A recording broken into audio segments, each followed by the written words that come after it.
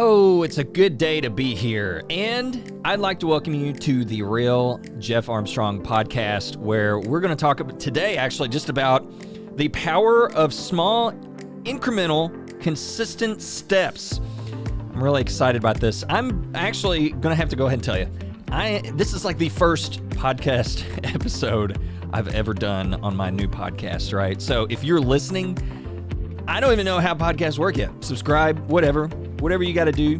Share this. I don't know, something fun that would be nice and helpful to get the word out. Now, I'm really passionate about being able to help you improve in a new way, not just an old way, but a new way, improve and take the next step in your life, because I'm a firm believer that, we are not meant to just waste our time. We are divinely meant to take the next step and serve those around us. So let's go ahead and jump into today's topic, which is, again, the power of small incremental steps. Okay, so Tony Robbins, and if you don't know who Tony Robbins is, he's essentially a life coach, maybe you could call him. He owns multiple very valuable businesses. If you don't know who Tony Robbins is, you can check him out. Very energetic, charismatic individual. Very interesting life story, how he kind of came from nothing, and now he's very much a multi-million dollar, or probably, I don't know, he might be a multi-billion dollar person at this point. So I don't really listen to Tony Robbins a whole lot, but I've heard him speak a few times. And one thing that he said that actually I found very interesting was he was talking about how most people, and in this instance, business owners, what they do is they think in the very short term. So if they want to make something happen, they're like, okay, let's do it all right now.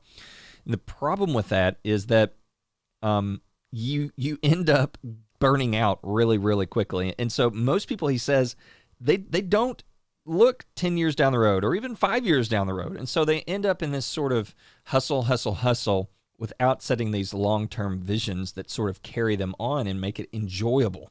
Okay.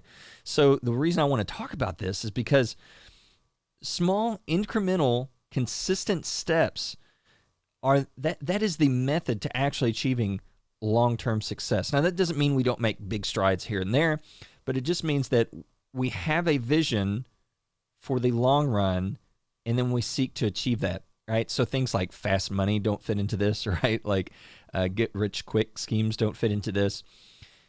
But what does fit into this is having a vision, right? So we are empowered to take small incremental steps whenever we have a big picture vision that includes the motivation to actually make the tiny next steps consistently.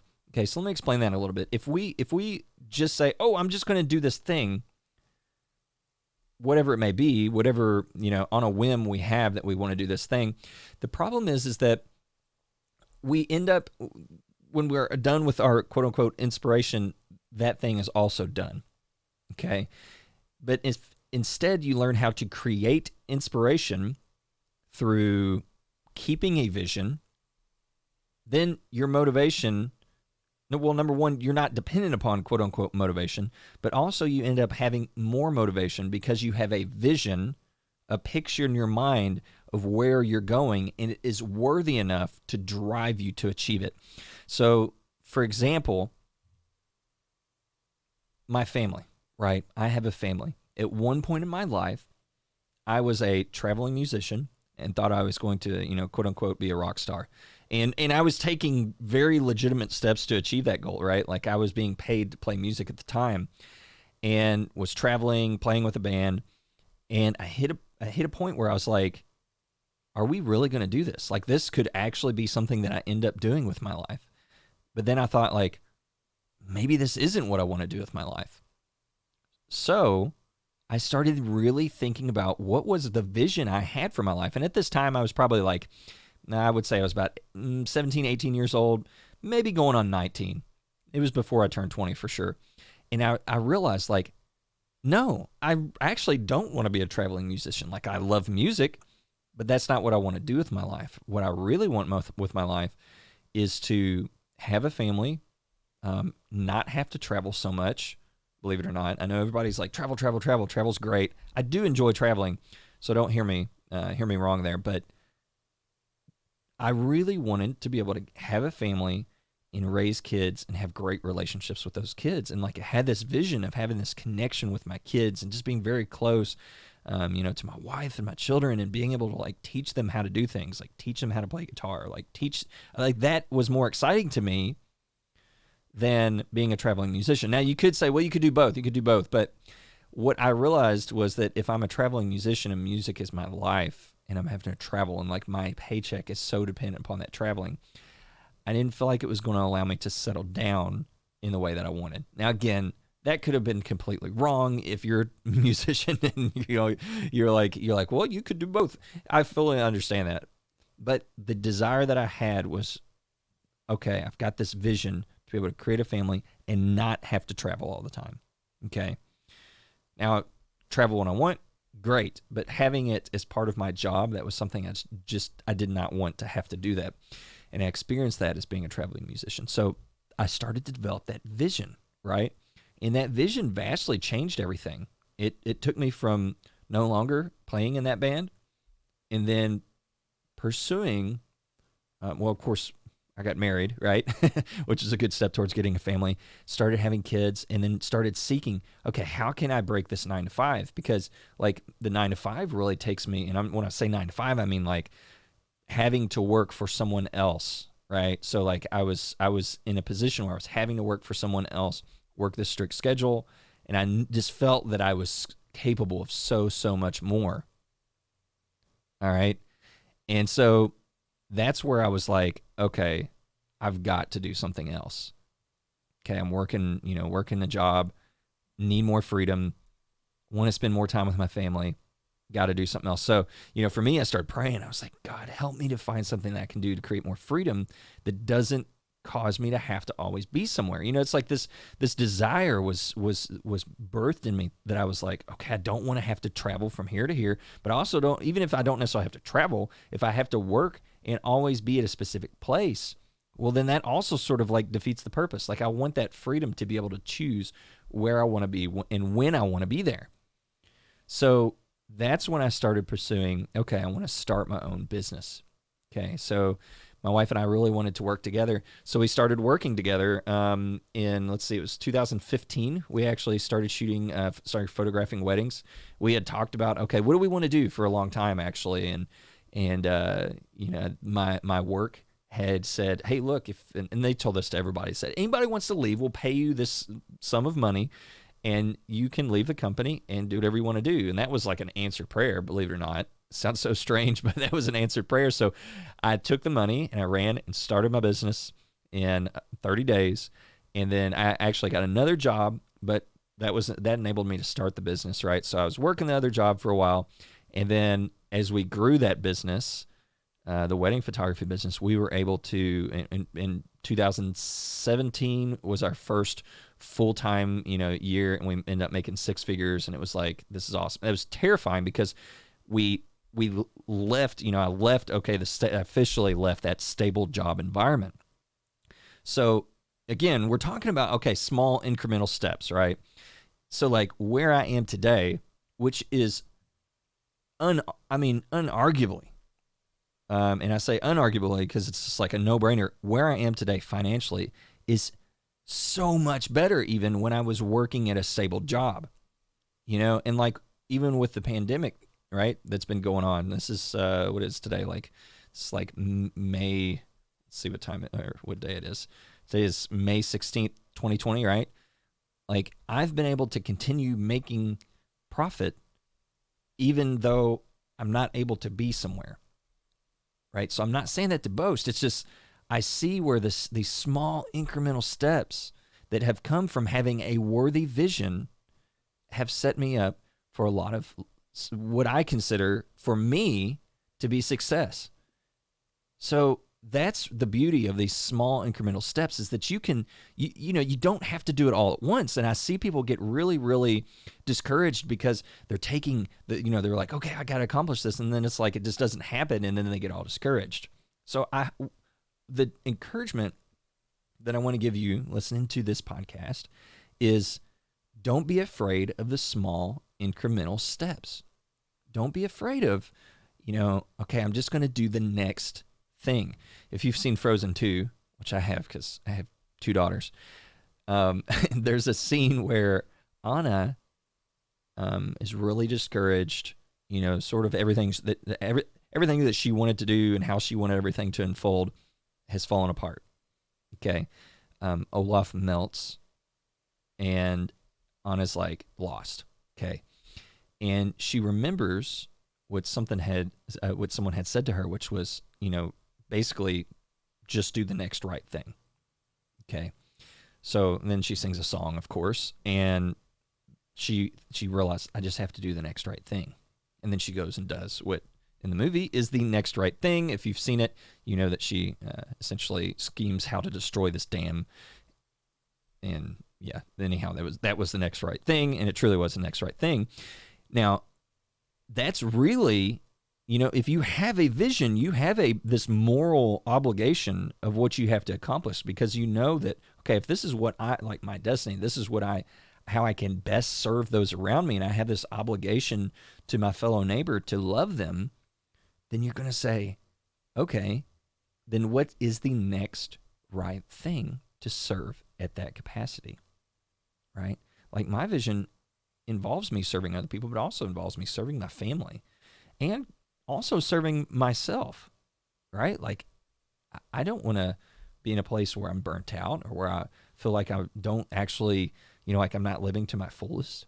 So I have to like love myself in that I'm loving others, like those around me. And I'm fulfilling what I believe is my calling.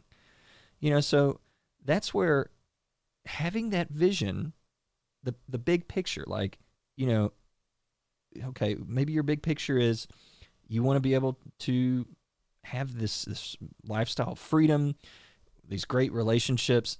You can be sort of general like that, but I think it's really, really good to become very specific. Like, I know for me, my life vision has involved, okay, I want to separate at this point. I'm saying now, right? Like right now, my vision for my life is to continue separating my time from my money in terms of where I'm trading money directly for my time, and then to create so much free time that I'm able to have an impact on my family, on my community, my church, okay, even my government.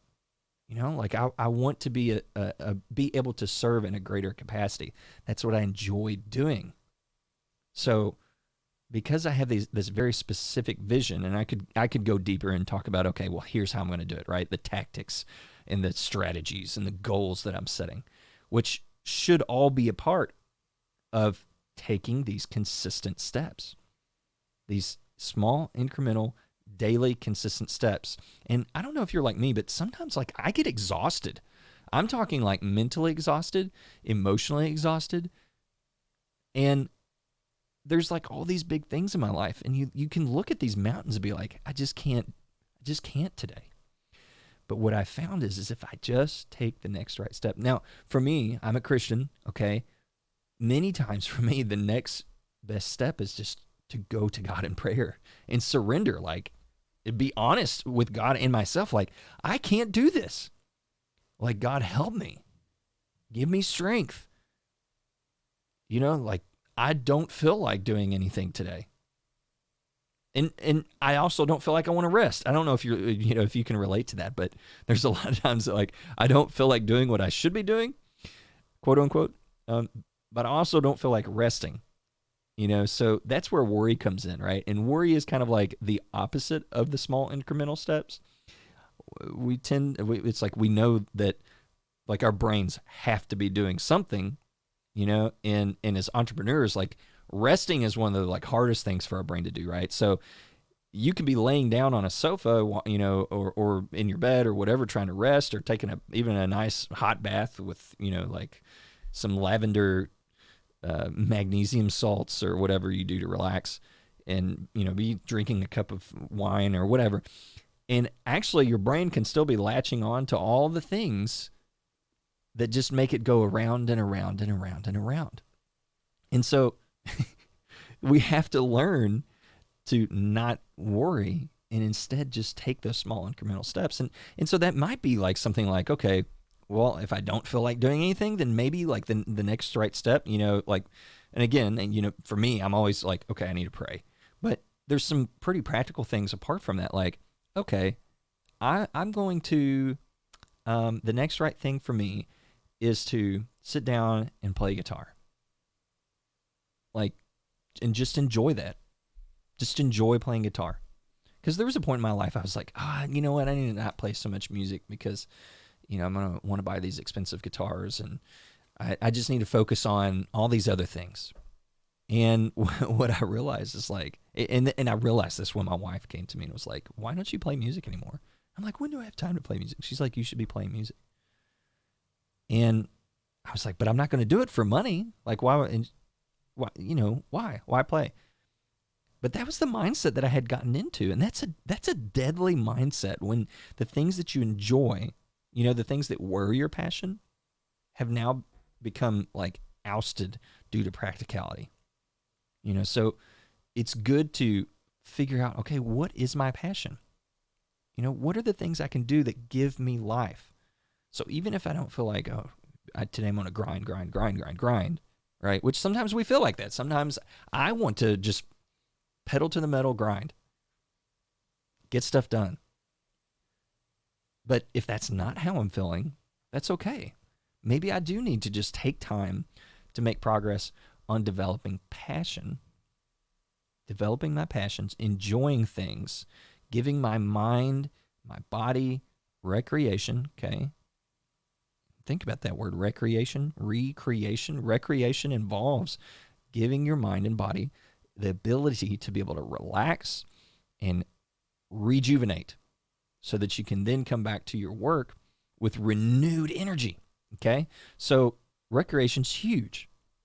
So again, the power of these small incremental steps is that over time we make this progress, not just externally, right? I think we tend to think of progress as like, oh, well, when I have this external thing, then that's progress.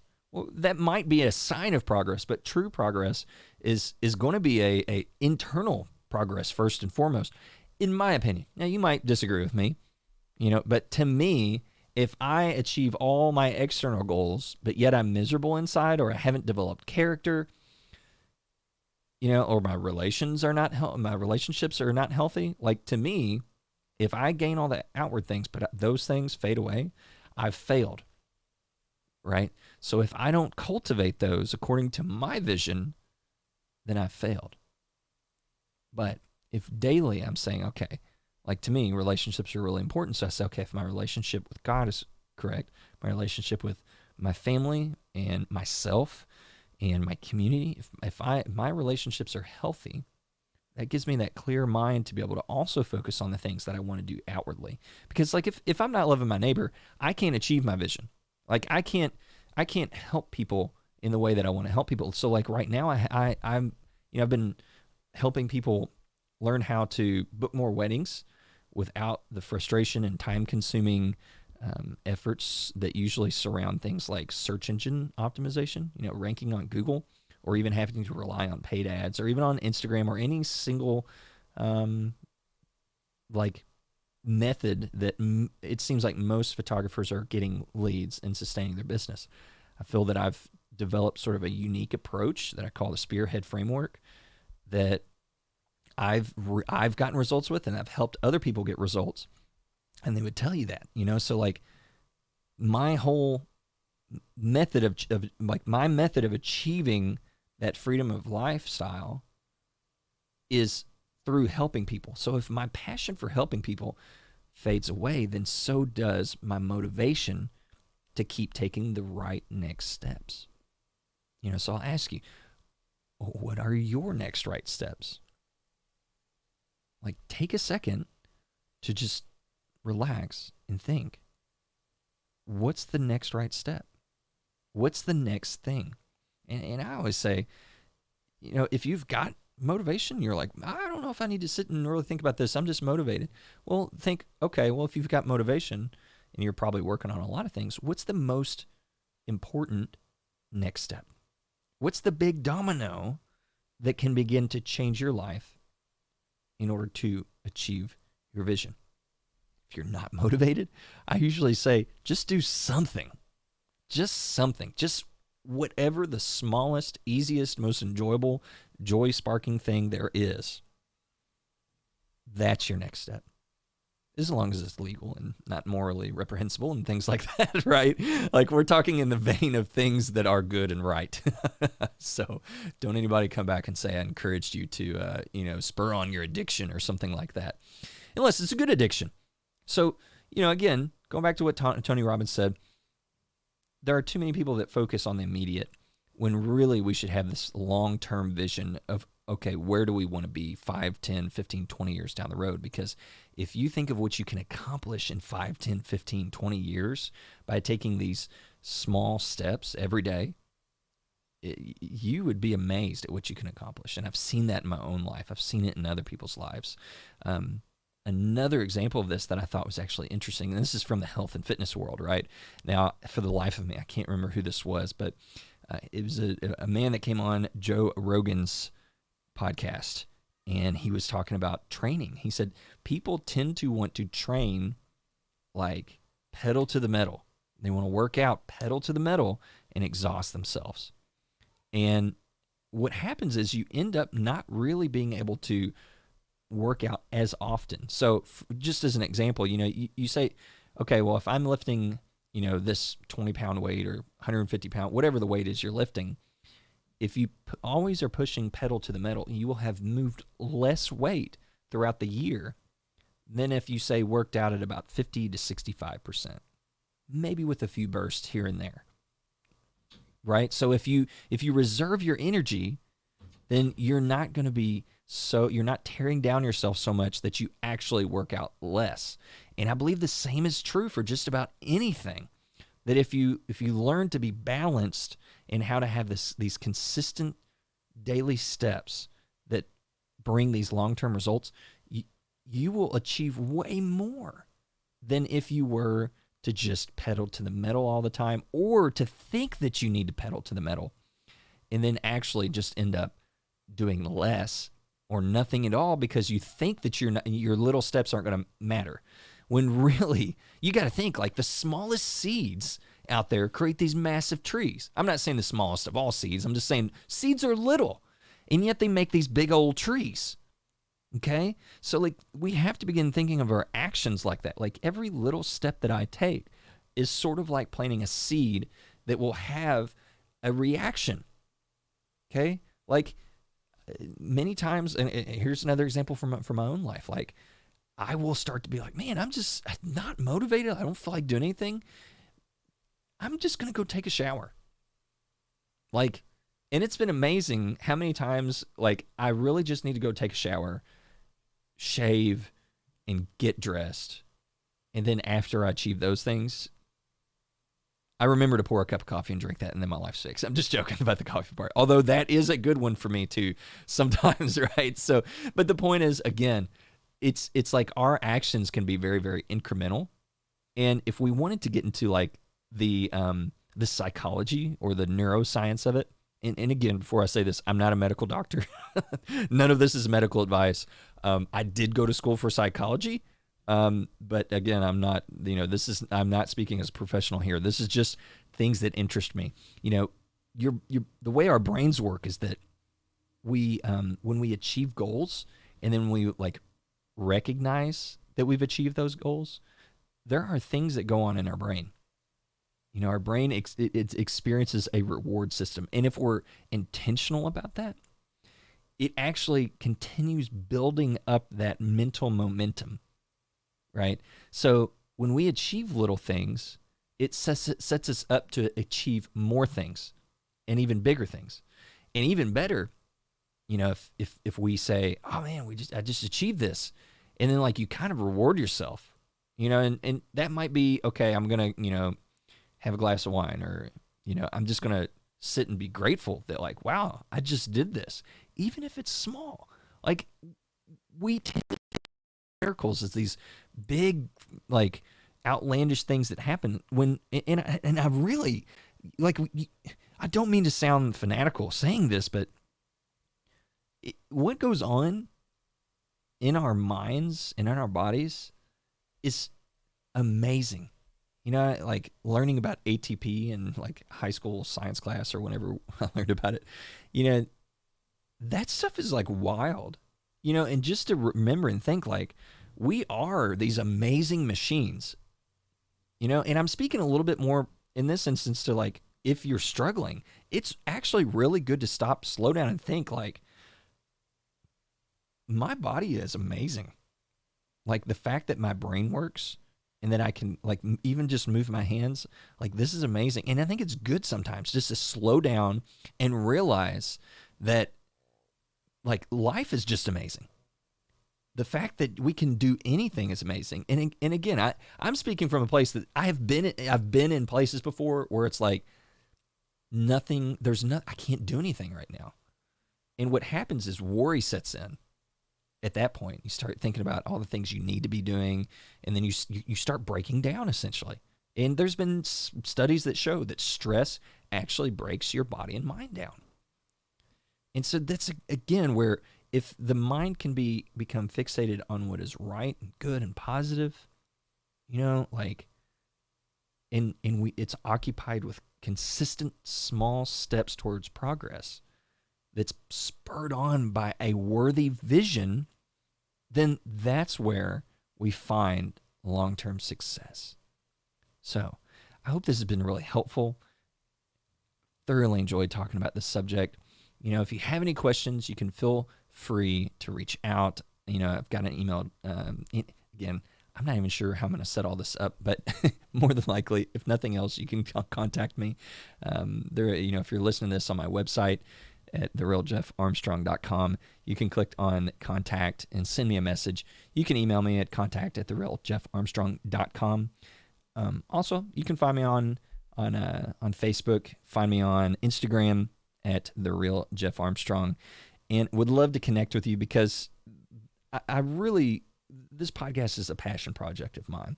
I've wanted to do this for so long, and I thoroughly enjoy being able to take the things that I'm learning about and sort of digest them in the context of sharing it with others. You know, so if you have something to add to the conversation, please do. You know, more than likely I'm going to put this, maybe if my video is working, I'm going to put it on YouTube. You know, if this is on YouTube and I actually made it on YouTube, put something in the comments below. Love to connect with you. So that's it for today's episode.